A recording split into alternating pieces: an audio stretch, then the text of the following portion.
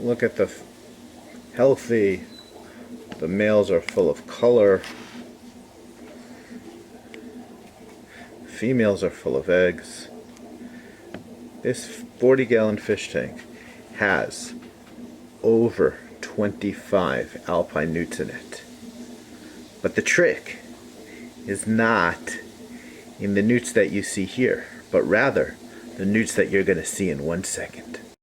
To really understand how to breed newts, you have to understand this fish tank. This fish tank is a 30-gallon high, and this fish tank, without any work, I haven't done anything except fill it up with water, produces over 20 to 30 fully morphed newts a year.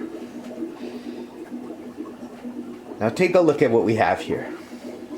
We have plants, we have duckweed, and then what I do is I put little plastic strips for eggs.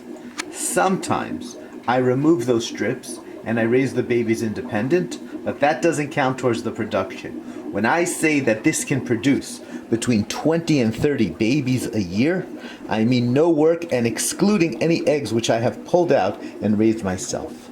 To understand how this works, you have to understand what we have here, which is called a perfectly balanced ecosystem. Now we're going to try to go a little bit lower. You see here, you can see the bottom of the plants.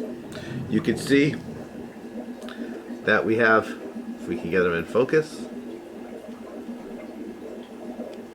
The idea here is to recreate the best part of a pond.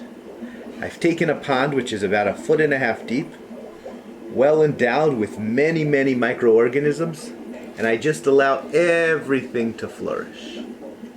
By allowing the snails, sometimes you have little worms, by allowing them to flourish, what I create is a microcosm of the best environment for these newts. Later on, what's going to happen is that these newts will breed because they have everything they need.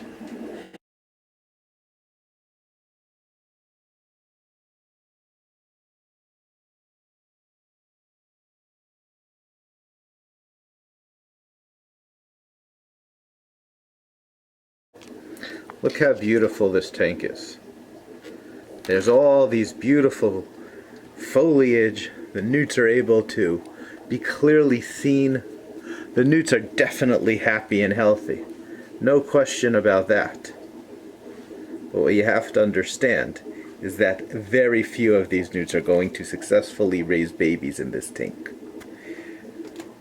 I have strips for the newts to lay eggs. As you can see, very few of the strips have eggs on them. The newts are happy, they're healthy, but they're not breeding for me.